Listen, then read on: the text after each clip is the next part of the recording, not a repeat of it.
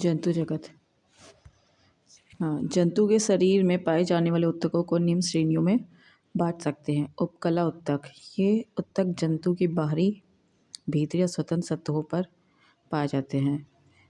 इसमें रुधिर कोशिकाओं का अभाव होता है, जिसके कारण इस ऊतक में कोशिकाओं का पोषण विसरण के माध्यम से लसिका द्वारा होता है। यह शरीर के कई महत्वपूर्ण अंगों में पाया जाता है, जैसे त्वचा की बाह्य सतह, हृदय, फेफड़ा, वृक्क के चारों ओर और यकृत और जनन ग्रंथियों के दीवार आदि पर। यह ऊतक शरीर के अंतरंगों को चोट से बचाता है, उन्हें नम बनाए रखता है। संयोजिक ऊतक, यह ऊतक शरीर के अन्य सभी ऊतकों और अंगों को आपस में जोड़ने का कार्य करता है। तरल संयोजी ऊतक जैसे रक्त और लसिका संवहन के कार्य में भी सहायक होता है। यह ऊतक शरीर के तापक्रम को नियंत्रित करता है और मृत कोशिकाओं को नष्ट करके मृत ऊतकों कोशिकाओं की पूर्ति करता है। नाभि रज्जु प्रौढ़ संयोजी ऊतक है। नाभि रज्जु प्रौढ़ संयोजी ऊतक है। प्राणियों में एडिपोसाइट संयोजी ऊतक में वसा संग्रहित होती है। प्राणियों में एडिपोसाइट संयोजी ऊतक में वसा संग्रहित होती है। पेशी ऊतक, इसे संकुचित ऊतक के नाम से भी जाना जाता है। शरीर के सभी पेशियों इसे ऊतक से मिलकर बने होते हैं। पेशी ऊतक 3 प्रकार के होते हैं। अंश टाइप आरेखित, यह पेशी ऊतक उन अंगों के दीवारों पर होते हैं जो निश्चित रूप से गति करते हैं, जैसे आहार नल, मलाशय, मूत्राशय, रक्तवाहिनी आदि। आरेखित पेशियाँ उन सभी अंगों की गतियों को नियंत्रित करती है जो स्वयं गति करते हैं। रेखित, ये पेशियाँ शरीर के उन भागों में पाई जाती है जो इच्छा अनुसार गति करती है। प्राय इन पेशियों के एक या दोनों सिरे रूपांतरित होकर टेंडन के रूप में अस्थियों से जुड़ जाते हैं। हृदयक पेशी, कार्डियक, ये पेशियाँ केवल हृदय की दीवारों पर पाई जाती है। हृदय की गति इन्हीं पेशियों के कारण होती है जो बिना रुके जीवन पर्यंत गति करती है। संरचना की दृष्टि से यह रेखित पेशी ऊतक से मिलती जुलती है। मानव शरीर में मांसपेशियों की संख्या 639 है। मानव शरीर की सबसे बड़ी मांसपेशी ग्लूटियस मैक्सिमस कुल्ला की मांसपेशी है। मानव शरीर की सबसे छोटी मांसपेशी है स्टैपिडियस। सबसे छोटी मांसपेशी स्टैपिडियस। तंत्रिका ऊतक, नर्व टिश्यू, इसे चेतना ऊतक भी कहते हैं। जीवों का तंत्रिका तंत्र इन्हीं ऊतकों का बना होता है। ये 2 विशिष्ट प्रकार की कोशिकाओं का बना होता है। तंत्रिका कोशिका या न्यूरॉन्स, न्यूरोग्लिया। तंत्रिका कोशिका या न्यूरॉन्स और दूसरा है न्यूरोग्लिया। यह ऊतक शरीर में होने वाली सभी अनैच्छिक और ऐच्छिक क्रियाओं को नियंत्रित करता है। न्यूरोग्लिया कोशिका मस्तिष्क की गुहा को आस्तारित करती है। जन्म के बाद मानव के तंत्रिका ऊतक में कोशिका विभाजन नहीं होता है। मानव रक्त, ह्यूमन ब्लड। रक्त एक तरल संयोजी ऊतक है। मानव शरीर में रक्त की मात्रा शरीर का बाहर का 7% होती है। रक्त एक क्षारीय विलयन जिसका pH मान 7.4 है। एक वयस्क मनुष्य में औसतन 5 से 6 लीटर रक्त होता है। महिलाओं में पुरुषों की तुलना में ½ लीटर रक्त कम होता है। रक्त में 2 प्रकार के पदार्थ पाए जाते हैं, प्लाज्मा और रुधिराणु, ब्लड कॉर्पस्कुलस। प्लाज्मा, यह रक्त का अजीवित तरल भाग होता है। रक्त का लगभग 60% भाग प्लाज्मा होता है। इसका 90% भाग जल, 7% प्रोटीन, 0.9 लवण, 0.1 ग्लूकोज होता है। शेष पदार्थ बहुत कम मात्रा में होता है। प्लाज्मा के कार्य, पचे हुए भोजन हार्मोनों का शरीर में संवहन प्लाज्मा के द्वारा होता है। पचे हुए भोजन एवं हार्मोनों का शरीर में संवहन प्लाज्मा के द्वारा ही होता है। सीरम, जब प्लाज्मा में फाइब्रिनोजन नामक प्रोटीन निकाल लिया जाता है तो शेष प्लाज्मा को सीरम कहते हैं। जब प्लाज्मा में से फाइब्रिनोजन नामक प्रोटीन निकाल लिया जाता है तो शेष प्लाज्मा को सीरम कहा जाता है। रुधिराणु, ये रक्त का शेष 40% भाग होता है। इसमें 3 भाग होते हैं: लाल रक्त कण आरबीसी, श्वेत रक्त कण डब्ल्यूबीसी, रक्त बिंबाणु ब्लड प्लेटलेट्स। लाल रक्त कण आरबीसी या एरिथ्रोसाइट स्तनधारियों के लाल रक्त कण उभयतल होते हैं। लाल रक्त कण उभयतल होते हैं, इसमें केंद्रक नहीं होता है। अपवाद ऊंट और लामा नामक स्तनधारियों के आरबीसी में केंद्रक पाया जाता है, लामा में भी। आरबीसी का निर्माण अस्थि मज्जा या बोन मैरो में होता है। Protein, iron, vitamin B12, folic RBC के निर्माण में सहायक होते हैं। भ्रूण अवस्था में इसका निर्माण यकृत और प्लीहा में होता है। इसका जीवन काल 20 से 120 दिन का होता है। इसकी मृत्यु यकृत, लीवर या प्लीहा में होती है। मृत्यु भी भ्रूण अवस्था में यही होता है और मृत्यु भी इसका यही होता है। इसलिए यकृत और प्लीहा को आरबीसी का कब्र कहा जाता है। इसमें हीमोग्लोबिन होता है, जिसमें हीम नामक डाई होता है। इसके कारण रक्त का रंग लाल होता है। ग्लोबिन लोहयुक्त प्रोटीन है जो ऑक्सीजन और कार्बन डाइऑक्साइड संयोग करने की क्षमता रखता है। हीमोग्लोबिन में पाए जाने वाला लोह यौगिक हीमैटिन है। आरबीसी का मुख्य कार्य शरीर की हर कोशिकाओं में ऑक्सीजन पहुंचाना और कार्बन डाइऑक्साइड को वापस लाना। आरबीसी का मुख्य कार्य शरीर की हर कोशिका में ऑक्सीजन पहुंचाना, कार्बन डाइऑक्साइड को वापस लाना है। हीमोग्लोबिन की मात्रा कम होने पर रक्तहीनता रोग हो जाता है। सोते वक्त आरबीसी 5% कम हो जाता है और जो लोग 4200 मीटर की ऊंचाई पर रहते हैं उनके आरबीसी में 30% की वृद्धि हो जाता है। आरबीसी की संख्या हीमोसाइटोमीटर से ज्ञात की जाती है। थैलेसीमिया रोग में आरबीसी लाल रुधिराणु नहीं बनते हैं। श्वेत रक्त कण ल्यूकोसाइट आकार और रचना में यह अमीबा के समान होता है। इसमें केंद्रक रहता है। इसका निर्माण अस्थिमज्जा, लिम्फ नोड, कभी कभी यकृत और प्लीहा में भी होता है। इसका जीवन काल 2 से 4 दिन का होता है। इसकी मृत्यु रक्त में ही हो जाती है। इसका मुख्य कार्य शरीर को रोगों के संक्रमण से बचाना है। डब्ल्यूबीसी का सबसे अधिक भाग 60 to 7% न्यूट्रोफिल्स कणिकाओं का बना होता है। डब्ल्यूबीसी का सबसे अधिक भाग 60 to 7% न्यूट्रोफिल्स कणिकाओं का बना होता है। न्यूट्रोफिल्स कणिकाएं रोगाणु और जीवाणुओं का भक्षण करती है। रक्त विषाणु, ब्लड प्लेटलेट, थ्रोम्बोसाइट यह केवल मनुष्य एवं अन्य स्तनधारियों के रक्त में पाया जाता है। इसमें केंद्रक नहीं होता है। इसका निर्माण अस्थिमज्जा में होता है। इसका जीवन काल, इसमें केंद्रक नहीं होता है और आरबीसी में भी केंद्रक नहीं है। ब्लड प्लेटलेट्स और थ्रोम्बोसाइट है ना।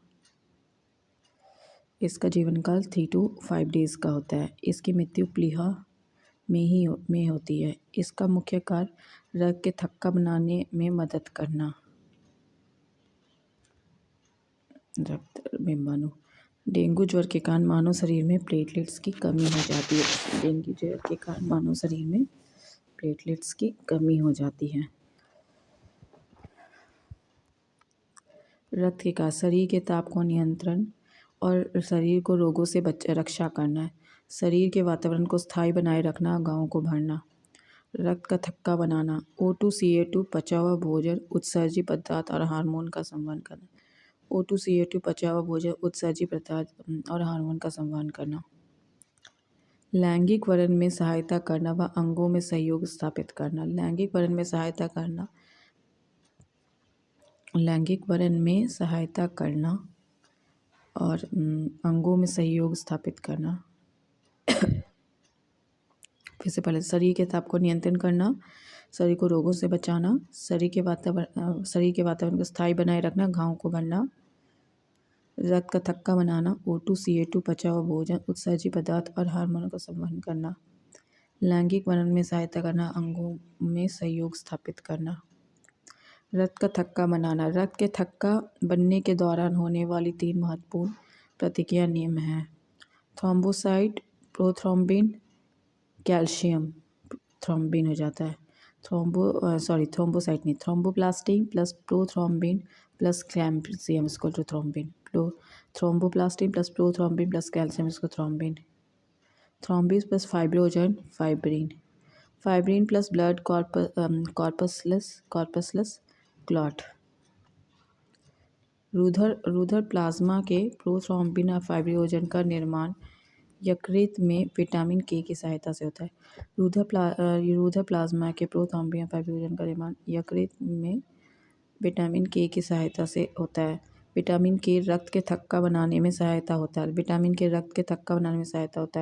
समांतर रक्त का थक्का 2 से 5 मिनट में बन जाता है। रक्त के थक्का बनाने के लिए अनिवार्य प्रोटीन फैबियोजन है। मनुष्य के रक्त वर्ग ब्लड ग्रुप रक्त समूह की खोज कार्ल लैंडस्टीनर ने 1900 में किया था, इसलिए इन्हें 1930 में नोबेल पुरस्कार मिला। मनुष्य के रक्तों में भिन्नता का मुख्य कारण है लाल रक्त कण में पाई जाने वाली ग्लाइकोप्रोटीन, जिसे एंटीजन कहते हैं। एंटीजन 2 प्रकार के होते हैं, antigen A, antigen B. Antigen या ग्लाइकोप्रोटीन की उपस्थिति के आधार पर मनुष्य के 4 प्रकार के रुधिर वर्ग होते हैं, जिसमें एंटीजन ए होता है, रुधिर वर्ग ए होता है। जिनमें एंटीजन बी होता है, रुधिर वर्ग बी होता है। जिनमें एंटीजन ए और बी होता है, रुधिर वर्ग ए भी होता है। जिनमें एंटीजन ए और बी दोनों में से कोई नहीं होता, रुधिर ओ होता है। रुधिर वर्ग एंटीजन एंटीबॉडी, ये अगर रुधिर ए है तो एंटीजन ए होगा, एंटीबॉडी बी होगा। बी है तो एंटीजन बी होगा, एंटीबॉडी ए होगा केवल। और ए बी है तो दोनों होगा, एंटीजन ए और बी, कोई नहीं होगा एंटीबॉडी। ओ होगा तो कोई नहीं होगा, एंटीजन और एंटीबॉडी ए और बी दोनों से होगा। किसी एंटीजन की अनुपस्थिति में एक विपरीत प्रकार की प्रोटीन रुधिर प्लाज्मा में पाई जाती है, इसको एंटीबॉडी कहते हैं। किसी एंटीजन की अनुपस्थिति में एक विपरीत प्रकार की प्रोटीन रुधिर प्लाज्मा में पाई जाती है, इसको एंटीबॉडी कहते हैं। यह भी 2 प्रकार का होता है, एंटीबॉडी ए, एंटीबॉडी बी। रक्त का आदान, एंटीजन ए और एंटीबॉडी ए, फिर एंटीजन बी और एंटीबॉडी बी एक साथ नहीं रह सकते हैं। ऐसा होने पे ये आपस में मिलकर अत्यधिक चिपचिपा हो जाते हैं, जिससे रक्त नष्ट हो जाता है। इसे रक्त का अभिश्लेषण एग्लूटिनेशन कहते हैं। रक्त आधान में एंटीजन और एंटीबॉडी का ऐसा तालमेल होना चाहिए जिससे कि रक्त का अभिश्लेषण ना हो सके। रक्त समूह ओ को स्वरदाता रक्त समूह कहते हैं, क्योंकि इसमें कोई एंटीजन नहीं होता। एवं रक्त समूह ए बी को स्वरग्राहता रक्त समूह कहते हैं, क्योंकि इसमें कोई एंटीबॉडी नहीं होता। RH तत्व, RH फैक्टर, सन 1940 में लैंडस्टीनर और वीनर ने रुधिर में एक अन्य प्रकार के एंटीजन का पता लगाया। इसे रिसेस बंदर में इस तत्व का पता लगाया, इसलिए इसे RH फैक्टर कहते हैं। जिस व्यक्ति में के रक्त में यह तत्व पाया जाता है, उनका रक्त RH सहित पॉजिटिव कहते हैं। जिनमें नहीं पाया जाता, उनका रक्त RH नेगेटिव कहलाता है। रक्त आदान के समय RH फैक्टर की भी जांच की जाती है। RH प्लस को RH प्लस का रक्त एवं RH माइनस को RH का ही माइनस का ही रक्त दिया जाता है। यदि RH रक्त का यदि RH प्लस और रक्त वर्ग का RH निगेटिव वाले वर्ग को दिया जाता है तो प्रथम बार कम मात्रा होने के कोई प्रभाव नहीं पड़ता है, किंतु जब दूसरी बार इस प्रकार का रक्तदान किया गया तो अभिश्लेषण के कारण RH वाले व्यक्ति की मृत्यु हो जाती है। अच्छा, इसमें भी एक अभिश्लेषण था ना।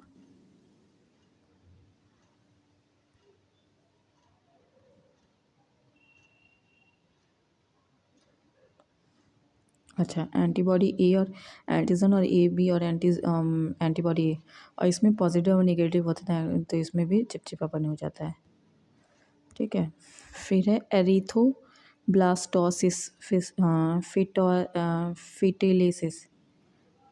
यदि पिता का रक्त RH पॉजिटिव हो, माता का RH नेगेटिव हो तो जन्म लेने वाले शिशु को जन्म से पहले गर्भावस्था में या जन्म के तुरंत बाद मृत्यु हो जाती है। ऐसा प्रथम संतान के बाद की संतान पे होने पर होता है। अब है माता पिता का रक्त, बच्चों में असंबंधित रक्त समूह। ओ है तो ओ होगा ए बी असंभावित है। ओ ए है तो ओ ए है जो है वही होगा, फिर बी और ए बी असंभावित होगा। ओ बी है तो ओ और बी संभावित है, ए और ए बी असंभावित है।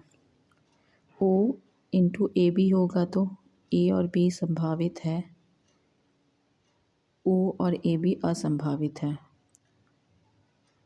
अच्छा, ए होगा तो ए और ओ संभावित है, बी और ए बी असंभावित है। ए बी होगा तो ए और बी और ए बी होगा और ओ होगा, लेकिन नन, कोई भी संभावित नहीं होगा। हाँ, ए बी होगा तो क्या होगा, भी हो सकता है, ओ भी हो सकता है, ए भी हो सकता है, बी भी हो सकता है और ए भी हो सकता है। असंभावित कुछ नहीं होगा। फिर ए बी होगा तो ए होगा, बी होगा, ए बी होगा, ओ असंभावित हो जाएगा। फिर बी होगा तो बी और ओ होगा, ए और ए बी असंभावित है। बी और ए बी होगा तो ए बी और ए बी होगा और ओ असंभावित है। A B into A B होगा तो ए बी और ए बी होगा, ओ असंभावित है। मानव शरीर के तंत्र, पाचन तंत्र, डाइजेस्टिव सिस्टम, भोजन के पाचन की संपूर्ण प्रक्रिया 5 अवस्थाओं से गुजरता है। अंतग्रहण, इनगेशन, पाचन, डाइजेशन, अवशोषण, स्वांगीकरण, मल परित्याग। अंतग्रहण, भोजन को मुख में लेना अंतग्रहण कहलाता है। पाचन, मनुष्य में भोजन का पाचन मुख से प्रारंभ हो जाता है, यह छोटी आंत तक जारी रहता है। मुख में स्थित लार ग्रंथियों से निकलने वाला एंजाइम टाइलिन भोजन में उपस्थित मंड मांस को माल्टोज शर्करा में अपघटित कर देता है। फिर माल्टोज नामक एंजाइम माल्टोज शर्करा को ग्लूकोज में परिवर्तित कर देता है। लाइसोसोम नामक एंजाइम भोजन में उपस्थित हानिकारक जीवाणुओं को नष्ट कर देता है। लाइसोसोम नामक एंजाइम भोजन में उपस्थित हानिकारक जीवाणुओं को नष्ट कर देता है। इसके अतिरिक्त लार में उपस्थित शेष पदार्थ बफर कार्य करते हैं। इसके बाद भोजन आमाशय में पहुंचता है। पाचन, मनुष्य में भोजन का पाचन मुख से प्रारंभ हो जाता है, यह छोटी आंत तक जारी रहता है। मुख में स्थित लार ग्रंथियों से निकलने वाला एंजाइम टाइलिन भोजन में उपस्थित मंड को माल्टोज शर्करा में अपघटित कर देता है। फिर माल्टोज नामक एंजाइम माल्टोज शर्करा को ग्लूकोज में परिवर्तित कर देता है। लाइसोसोम नामक एंजाइम भोजन में उपस्थित हानिकारक जीवाणुओं को नष्ट कर देता है। इसके अतिरिक्त लार में उपस्थित शेष पदार्थ बफर कार्य करते हैं। लार में उपस्थित शेष पदार्थ बफर कार्य। इसके बाद भोजन आमाशय में पहुंचता है। आमाशय में पाचन, आमाशय में भोजन लगभग 4 घंटे तक रहता है। भोजन के आमाशय में पहुंचने पर पाइलोरिक ग्रंथियों से जठर रस निकलता। पाइलोरिक ग्रंथियों से जठर रस निकलता है। यह हल्के पीले रंग का अम्लीय द्रव होता है, द्रव निकलता है, बल्कि पीले रंग का अम्लीय द्रव होता है। अमाशय के ऑक्सीटिंग कोशिकाओं से हाइड्रोक्लोरिक एसिड निकलता है। अमाशय के ऑक्सीटिंग कोशिकाओं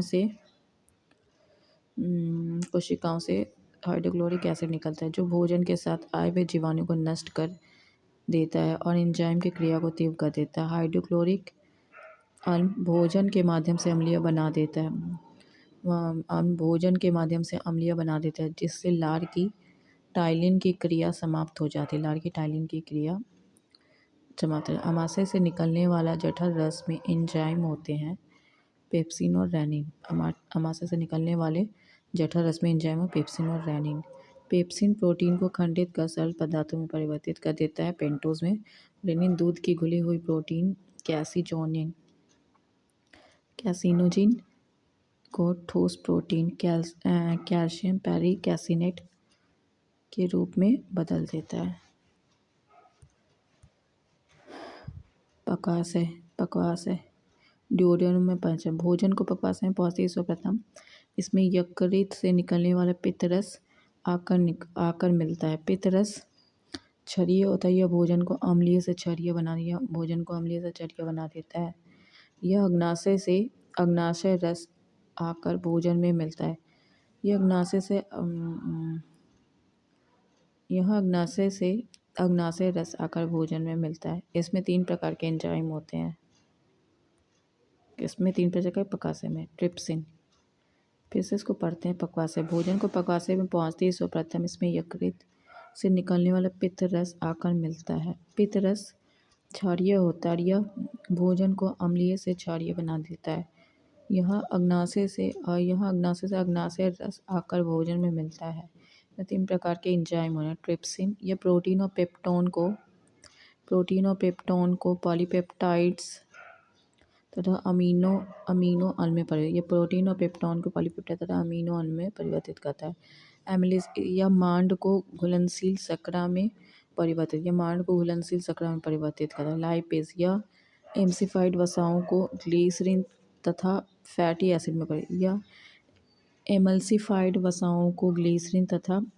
एसिड में परिवर्तित करता है। छोटी आंत में पाचन यहाँ के भोजन के पाचन की क्रिया पूर्ण होती है। पचे हुए भोजन का अवशोषण होता है। छोटी आंत की दीवारों से आंतरिक रस निकलता है। इसमें से निम्न एंजाइम में निकलते हैं। एरिप्सिन शेष प्रोटीन और पेप्टोन को अमीनो अम्ल में परिवर्तित। माल्टेज यह माल्टोज को ग्लूकोज में परिवर्तित करता है। सुक्रोज यह सुक्रोज को ग्लूकोज और फ्रक्टोज में परिवर्तित करता है। लैक्टोज यह लैक्टोज को ग्लूकोज और गैलेक्टोज में परिवर्तित करता है। लाइपेज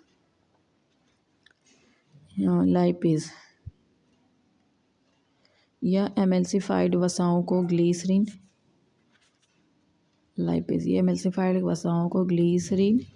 तथा फैटी एसिड में परिवर्तित। आंतरिक रस क्षारीय होता है। स्वस्थ मनुष्य में प्रतिदिन लगभग 2 लीटर आंतरिक रस निकलता